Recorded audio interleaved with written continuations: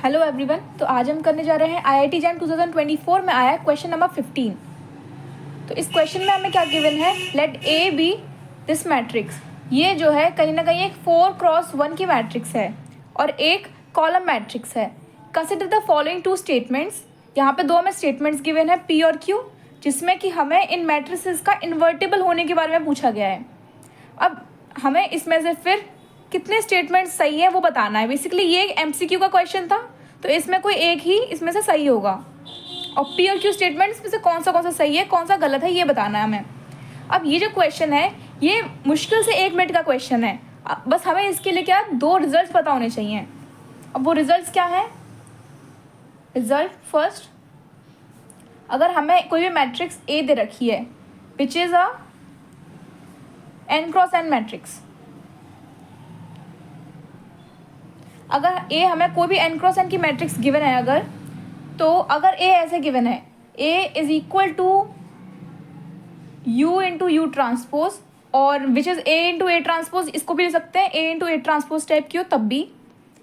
तो इसमें क्या होगा, A इज रैंक 1 मैट्रिक्स। तो यहाँ पे A जो है वो रैंक 1 मैट्रिक्स हो जाएगी। मतलब कि अगर कोई भी मैट्रिक्स है उसमें अगर दो ये जो है 2 मैट्रिसेस हैं, उनका A मतलब U है और U ट्रांसपोज है, उनको मल्टीप्लाई करके जो भी मैट्रिक्स आएगी वो एक रैंक 1 मैट्रिक्स होगी। ये तो हमारा हो गया पहला रिजल्ट। अब सेकंड रिजल्ट क्या कहता है?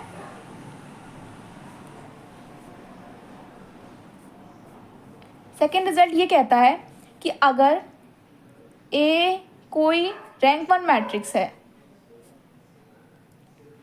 अब ये रैंक 1 मैट्रिक्स है और ये n×n की है, तो इसका मतलब इसकी जो n-1 आइगन वैल्यूज होंगी ना वो 0 होने वाली हैं। n-1 तो 0 होंगी। अब रह गई लास्ट की 1 वैल्यू और एक आइगन वैल्यू क्या होगी इसकी, u ट्रांसपोज इंटू यू। जब हमने A को u इंटू यू ट्रांसपोज लिया है तो इसका जब इधर ऑर्डर चेंज कर देंगे तो ये इसकी एक आइगन वैल्यू होगी।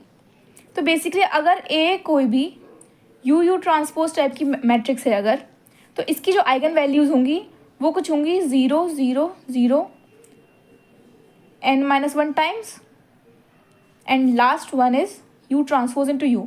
तो ये इसकी आइगन वैल्यूज़ होती हैं। अब ये दो रिजल्ट्स मिलके इन दोनों स्टेटमेंट्स को इजीली सॉल्व कर सकते हैं। अब वो कैसे, वो मैं बताती हूँ कि ये जो A ट्रांसपोज है इसकी आइगन वैल्यूज़ क्या हो जाएंगी, क्योंकि ये A जो है यहाँ पे वो कहीं ना कहीं एक ये जो है पूरी की पूरी 4x4 की मैट्रिक्स बनेगी, क्योंकि इसका जो कॉलम है ये 4x1 का है। तो ये यहाँ पे 4x4 की मैट्रिक्स हो गई। इसका मतलब कि इसकी आइगन वैल्यूज़ होंगी A ट्रांसपोज इंटू A 0 0 और 0। ये इसकी 4 आइगन वैल्यूज़ हो गई, eigen value of A transpose. अब हमें क्या करना है कि अगर ये मैट्रिक्स इन्वर्टिबल होगी, इसका मतलब क्या है कि इसकी एक भी आइगन वैल्यू 0 नहीं होनी चाहिए। और ऐसे सेम इसके लिए इन्वर्टिबल के लिए पूछा गया है, मतलब इसकी एक भी आइगन वैल्यू 0 नहीं होनी चाहिए। अब हम ये कैसे पता लगा सकते हैं कि हमें देखना है कि eigen value of identity matrix minus A transpose, इसकी अब आइगन वैल्यूज़ क्या होंगी। अब I4 की आइगन वैल्यूज़ क्या होती हैं, चारों के चारों 4 होती हैं, सॉरी चारों के चारों 1 होती हैं। ये तो इसकी हो गई आइगन वैल्यूज़। और A ट्रांसपोज की आइगन वैल्यूज़ क्या होंगी, A ट्रांसपोज A 0 0 0। तो ये चारों हो गई। इसका मतलब कि इसकी आइगन वैल्यूज़ हो गई 1 minus A transpose into A 1 1 1। मतलब ये तीनों तो 0 नहीं हो सकती। अब लास्ट डिपेंड करता है 1 minus A transpose into A। अब हम यहाँ पे A ट्रांसपोज इंटू A निकालना चाहें तो इजीली निकाल सकते हैं, क्योंकि A की वैल्यू ये गिवन है। तो इसका मतलब A ट्रांसपोज जो है ये कॉलम मैट्रिक्स से एक रो मैट्रिक्स बन जाएगी। ये कुछ ऐसी बन जाएगी 1/√3 नेगेटिव 1/√2 1/√6 0। और अब यहाँ पे ये A आ जाएगी।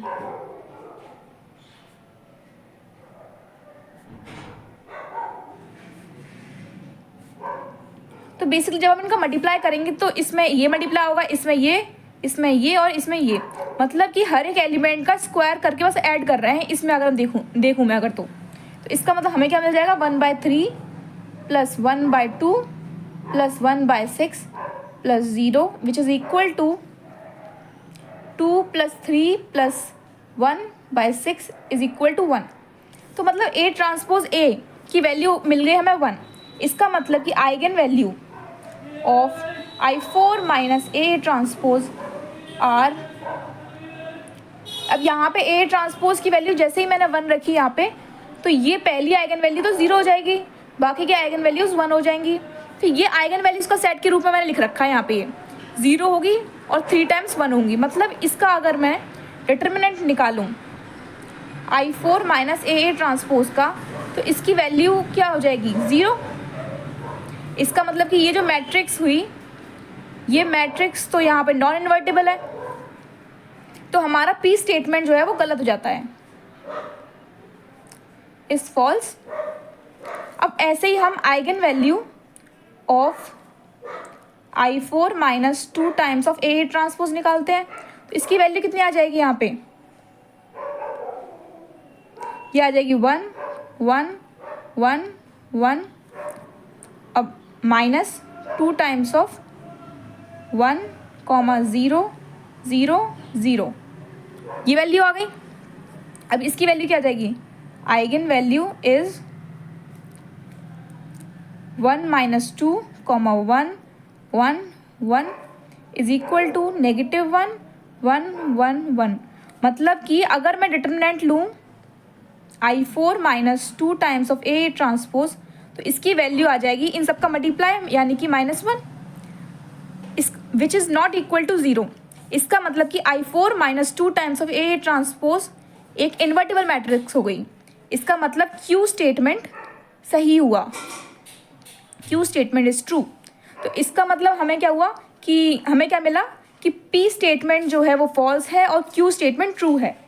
अब इसकी वजह से हमारा ऑप्शन A सही हो जाएगा, क्योंकि P is false and Q is true. तो इस तरीके से हमारा क्वेश्चन 15 प्रूव हो जाता है इजीली इन दोनों रिजल्ट्स की हेल्प से। अब आपको अगर इन दोनों के प्रूफ चाहिए तो कमेंट बॉक्स में लिखना मत भूलिएगा, मैं इसके लिए एक अलग वीडियो बना दूंगी।